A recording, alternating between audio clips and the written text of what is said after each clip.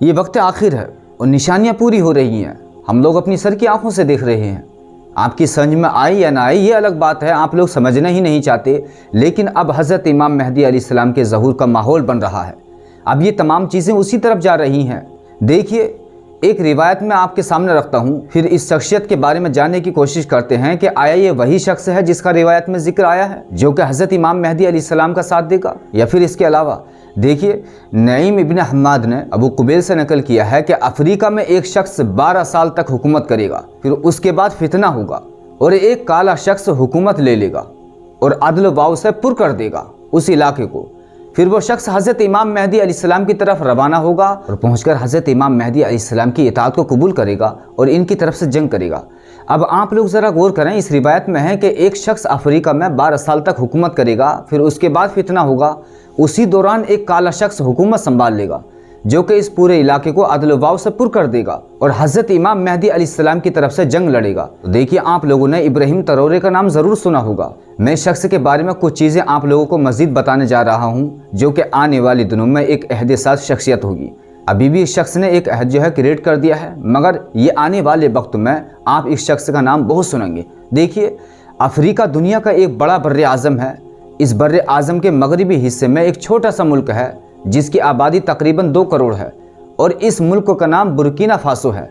और ये मुल्क चारों तरफ से खुश्की से घिरा हुआ है। इस मुल्क से समंदर नहीं लगता है और अफ्रीका के छोटे मुल्कों की तरह इस मुल्क की कहानी भी यही है कि जब आप किसी छोटे मुल्क का नाम लेते हैं तो आपको ये पता लगता है कि वहाँ गुर्बत होगी, वहाँ बीमारियाँ होंगी, वहाँ एड्स होगी और वहाँ सोने की काने मसाले और जो कुदरती धातें हैं, कुदरती मादनियात हैं और पेट्रोल है, इनको निकालने के लिए वहाँ पर यूरोपीय कंपनियाँ होंगी, फ्रांस की कंपनियां होंगी, बरतानिया की कंपनियां होंगी, अमेरिका की कंपनियां होंगी, ऑस्ट्रेलिया की कंपनियां होंगी और वहां से तमाम चीज़ें निकालती होंगी। और इस मुल्क में एक करप्ट हुकूमत होगी जो कि इन्वेस्टमेंट पावर्स ने अपने फ़ायदे के लिए वहां पर मुसल्लत की होगी और आवाम आपस में छोटे छोटे ग्रुप में बटकर असलहा उठाकर, डंडे उठाकर बगैर कानून को फॉलो किए लड़ रहे होंगे, बीमार हो रहे होंगे और उन पर मक्खियाँ भिनक रही होंगी और वह अफलासुदा बड़ा सा पेट और निकली हुई पसलियाँ इनकी वहाँ नज़र आ रही होंगी।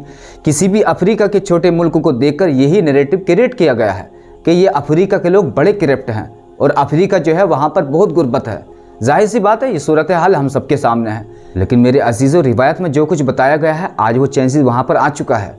बुर्किना फासो में आज से तकरीबन 34 साल पहले एक बच्चा पैदा हुआ जिसके वालिद एक सोने की कान में मजदूर थे और वहाँ सोने की कान में काम करते थे और ये कंपनी एक यूरोपीय कंपनी थी। इसमें एक धमाका हुआ, ये वहाँ कोई सेफ्टी के इंतजामात नहीं थे और वो जो बच्चा था वो उस वक्त 5-6 साल का था। इसने अपने बाप को वहाँ मरते हुए देखा और बचपन ही में यतीमी देखी। इसके बाद वो बच्चा वहाँ पला बड़ा, वो सारे मंजर को देखता रहा। वो ये भी देखता रहा कि दुनिया के अमीर तरीन खित्ते में जिसमें दुनिया के गरीब तरीन लोग रहते हैं, जबकि दुनिया के सारे वसाइल वहाँ पर मौजूद हैं, मगर इनके अपने पास खाने को रोटी भी मौजूद नहीं है। तो वो इन सारे माहौल के अंदर पला बड़ा। इसने स्कूल की तालीम हासिल की, फिर इसने कॉलेज की तालीम हासिल की, फिर वो आर्मी में चला गया और वो आर्मी में जब कैप्टन था 2022 में, तो इसने कुछ लोगों के साथ मिलकर अपनी हुकूमत का तख्ता उलट दिया। अब गौर करने की बात यह है कि इस शख्स के आने से पहले रिवायत में बताया गया है कि 12 साल हुकूमत के बाद फितना होगा, फिर उसके बाद एक काला शख्स हुकूमत संभाल लेगा। बिल्कुल यही सूरत हाल पेश आई, जबकि ये सिर्फ एक जूनियर ऑफिसर था। तख्ता उलटने के बाद एक शख्स बुर्किना फासो का सदर बन गया और बाद में इसने इलेक्शन वगैरह भी कराए और इस इलेक्शन में इसकी फिर नामजदगी भी हो गई। इस लड़के का नाम इब्राहिम तरोरे है। ये इब्राहिम तरोरे एक मुसलमान हुक्मरान है बुर्किना फासो का और इन्होंने हुकूमत में बैठते ही लोगों के साथ वादे भी किए, ख्वाब भी दिखाए, बल्कि 3 साल के अंदर अंदर इन ख्वाबों की ताबीर दिखानी शुरू कर दी। इन्होंने सबसे पहले एक फैसला किया कि यहाँ पर जितनी भी ये सोने की कानें हैं वो सारी की सारी हुकूमत इसको जो है नेशनलाइज कर लेगी। इस पर जाहिर सी बात है तमाम कंपनियों ने बहुत शोर मचाया, लेकिन इन्होंने अपनी आवाम की मदद से ये फैसला किया कि ये जितनी भी कंपनियां हैं, अब ये सोने की कानें जो हैं वो बुर्किना फासो की मिल्कियत हैं। अब ये तमाम वसाइल इनकी आवाम इस्तेमाल करेगी, इनका अपना सोना वो खुद इस्तेमाल करेंगे। अब बुर्किना फासो के लोग बाहर नहीं जाएंगे। दूसरे इन्होंने ये किया कि किसी ने इनको इमदाद देने की कोशिश की, जैसे कि सऊदी अरब की गवर्नमेंट ने कहा कि हम आपको 200 मस्जिदें बना कर देंगे। तो इन्होंने कहा कि हमारे पास ये जितने भी नमाजी हैं, इनके हिसाब से हमारे पास कसीर तादाद में मस्जिदें मौजूद हैं, लिहाजा आप लोग हमको मस्जिदें ना बना के हमको 200 स्कूल बना दें और इसके पड़ोस में जो गाज़ा फ़लस्तीन के मज़लूम मुसलमान हैं इनकी मदद करें और आप हमारे लिए दुआ ना करें जैसे कि आप करते आए हैं, बल्कि हमारी मदद करें। इसी तरीके से इन्होंने ये भी किया कि किसानों के लिए रिफॉर्म शुरू की और किसानों के लिए इन्होंने शुरू में 2 करोड़ आबादी के हिसाब से 4000 ट्रैक्टर सरकारी खजाने से लेकर लोगों में तकसीम किए और जो ज़मीनें थी इनको दोबारा से आबाद करना शुरू किया। फिर इन ज़मीनों से जो कुछ पैदा होता था, जो कॉटन पैदा होती थी, इसके लिए इन्होंने टेक्सटाइल इंडस्ट्री वहीं लगाना शुरू कर दी। और ये वहाँ पर जो बहुत पैदा होता था, बादाम बहुत पैदा होते थे, तो वो जो बादाम और जो पैदा होते थे इनको वहीं पर पैक करने की फैक्ट्रियाँ बनाई और वो तमाम नौजवान जो बेरोज़गार फिरते थे इन सबको जॉब देनी शुरू कर दी। इसके अलावा इन्होंने एक हाउसिंग प्रोग्राम बनाया जो ताज़ा प्रोजेक्ट है और इन्होंने कहा कि हर बुर्किना फासो के शहरी का हक है कि उसका अपना एक घर हो जिसमें वो रहे और इनको ये घर हुकूमत बना कर देगी। इसी तरीके से हेल्थ सिस्टम को टोटली फ्री किया। इस वक्त बुर्किना फासो के जितने भी लोग हैं इनकी सर्जरी मुफ्त होती है, इनका इलाज मुफ्त होता है। इसी तरीके से हिफ्ज़ान सेहत के लिए जो उसूल थे बीमारियों के लिए, इसके लिए अलग से टास्क फोर्स बनाई और देखते ही देखते 3 साल के अंदर अंदर इस मुल्क का टोटल नक्शा चेंज हो गया। ये जिस तरीके से दज्जाल के पैरोकार अपने कामों में लगे हुए हैं, इसकी राह हमवार कर रहे हैं, ये बिल्कुल इसी तरीके से इमाम मेहदी अलैहिस्सलाम के चाहने वाले इनको अल्लाह ताला उठा रहा है जगह जगह से, खित्ते इलाकों से, और ये इंसानों की भलाई के लिए, अदल इंसाफ के लिए, हज़रत इमाम मेहदी अलैहिस्सलाम के लिए राह हमवार कर रहे हैं। देखिए, हज़रत इमाम मेहदी अलैहिस्सलाम के दुनिया में जगह जगह कमांडर होंगे और आप अलैहिस्सलाम का हेड क्वार्टर जो है सीरिया में दमिश्क के करीब अलगोता के मकाम पर होगा। वहाँ से आप अलैहिस्सलाम इस पूरी दुनिया को लीड करेंगे। और ये जो शख्स है यानी इब्राहिम तरोरे, ये खुद हर वक्त फौजी वर्दी में रहते हैं और हर वक्त इनके पास छोटी सी गन मौजूद रहती है। ये एक कमांडो किस्म का शख्स है और किरदार के हिसाब से इसकी एक ज़बरदस्त कहानी अगर रिवायत के मुताबिक देखा जाता है तो ये वही शख्स लगता है कि जिसने आगे चलकर हज़रत इमाम मेहदी अलैहिस्सलाम के साथ जाकर मिल जाना है। इस वक्त इस शख्स की तरफ से ये जितनी भी बातिल ताकतें हैं इस पूरी दुनिया में, इन सभी को इस शख्स ने ऐलान जंग कर दिया है इसकी तरफ से। मैं आप लोगों को यहाँ पर इसका एक वाक़ा सुनाना चाहता हूँ जिसे सुनने के बाद आप लोगों को महसूस होगा कि सहाबा इकराम रिदवानुल्लाहि अलैहिम अजमईन की तरह थोड़ा बहुत इसके अंदर किरदार आप लोगों को नजर आएगा। एक दफ़ा ये शख्स यानी इब्राहिम तरोरे वेस्टर्न अफ्रीका से अपने मुल्क की कैपिटल जा रहे थे, तो उस फ्लाइट में 8-10 पैसेंजर थे जो कि फर्स्ट क्लास के थे और कुछ इकोनॉमी क्लास के। तो जब वो यानी इब्राहिम तरोरे जब वो फर्स्ट क्लास की लाइन में लग गई तो जिसमें सारे अंग्रेज़ थे जो मुख्तलिफ कंपनियों के CIO थे, क्योंकि वहाँ का मकामी आदमी तो अफोर्ड ही नहीं करता। तो इन्होंने एक शख्स को देखा जिसने आम सा सूट पहना हुआ है। तो जब इस शख्स ने यानी इब्राहिम तरोरे ने अपने पास फर्स्ट क्लास की टिकट दिखाई तो वो जो वहाँ के इंचार्ज जो कि अंदर एयर होस्टेस भी थी, तो इसने देखा और इसको कहा कि आप गलत लाइन में आ गए हैं इब्राहिम तरोरे को। ये शुरू की बात थी जबकि एयरलाइन इन्होंने चाइना के साथ मिलकर शुरू की थी। तो इस शख्स ने कहा नहीं, मैंने ये टिकट ली है, मैं टिकट लेकर आया हूँ। फिर उसने कहा कि हो सकता है कि आपकी टिकट जो है वो जाली हो, इसी वजह से आप इस लाइन में गलती से आ गए हैं, ये जगह आपके लिए नहीं है। फिर उसके बाद इनका एक ऑफिसर आ गया, तो जब उसने स्कैन किया तो टिकट बिल्कुल ठीक निकली। तो उसने कहा कि नहीं, आप रास्ता ब्लॉक कर रहे हैं, आप एक तरफ हो जाएं। तो इन्होंने कहा कि मैं सिर्फ ये कह रहा हूँ कि ये टिकट मेरी है। तो इनके पीछे से लोगों ने भी कहना शुरू कर दिया कि भाई अगर इनके पास टिकट मौजूद है तो जाने दें। तो जब वो आके जहाज़ में बैठे तो इस एयर होस्टेस ने इनके साथ बहुत बुरा सलूक किया और इनको बार बार ये एहसास दिलाया कि आप इसके काबिल नहीं हैं।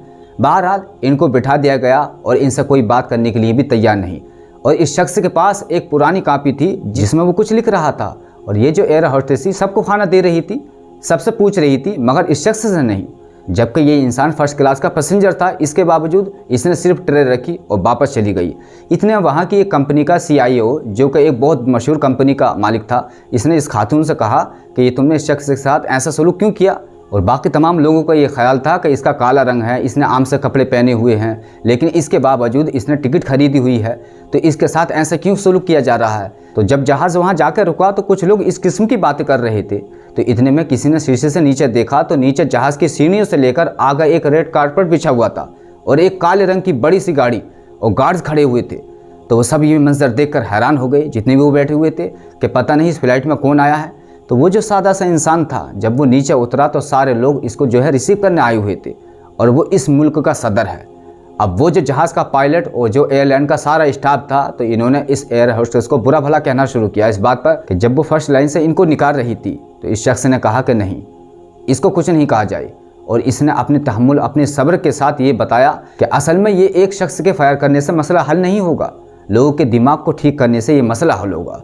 जब ये वाक़ा बहुत मशहूर हुआ तो इस एयर होस्टेस को निकाल दिया गया, लेकिन इस खातून ने एक ख़त लिखा जिसमें बहुत कुछ लिखा हुआ था। मैं इसका कुछ हिस्सा आप लोगों के सामने रखता हूँ। इस खातून ने लिखा कि जो कुछ आपने मुझे सिखाया है मैं अब वैसा करने की कोशिश कर रही हूँ और मैं एक वॉलंटरी काम कर रही हूँ। यतीम और गरीब बच्चों के स्कूल के अंदर इनका ख्याल रख रही हूँ और मैं ये काम इसलिए नहीं कर रही हूँ कि मुझे निकाल दिया गया, और मैं आपसे माफ़ी इसलिए नहीं मांग रही हूँ कि आप सदर हैं, लेकिन मैं आपसे माफ़ी इसलिए मांग रही हूँ कि मैं गलत थी और आपने मेरी ज़िंदगी को बदल दिया।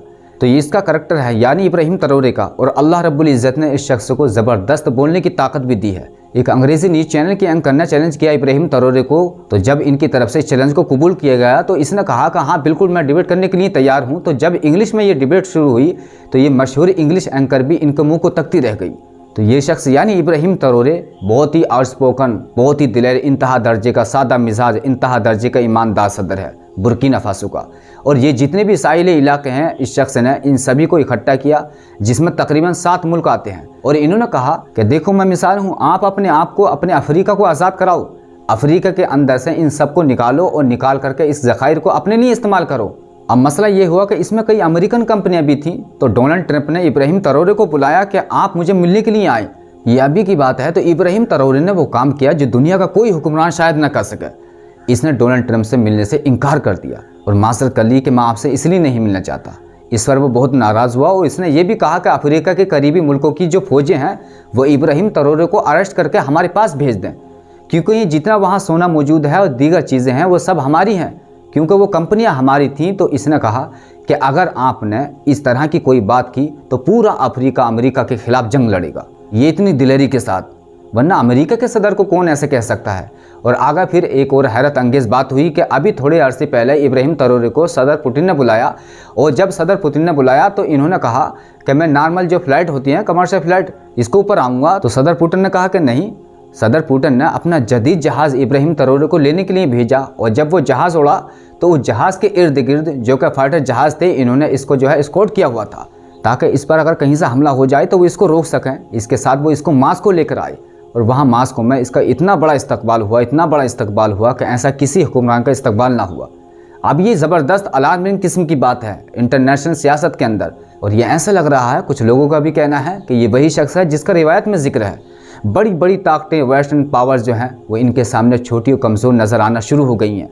अभी इसकी उम्र जो है इस शख्स की 34 साल है, सिर्फ 34 साल। और आप इसकी तकरीरें सुनेंगे तो आप हैरान हो जाएंगे कि इसकी ये कितनी ज़बरदस्त लीडरशिप है। अल्लाह इसकी हिफाजत करे। और ये वाकई अपनी कौम के साथ पूरी आलमी सियासत के ऊपर अपना जो है इम्पैक्ट डाल चुका है ये शख्स इब्राहिम ट्राओरे। तो ये बदलाव है जो हमें नज़र आ रहा है, चीज़ें धीरे धीरे उसी तरफ जा रही हैं जैसे कि हदीस पाक में है कि हज़रत इमाम मेहदी अलैहिस्सलाम इस पूरी दुनिया को अदल इंसाफ से भर देंगे जिस तरह ये इससे पहले जुल्म सितम से भरी हुई होगी। तो ये रिवायतें हैं, ये निशानियाँ हैं जो पूरी हो रही हैं और हम लोग अपने सर की आंखों से देख रहे हैं।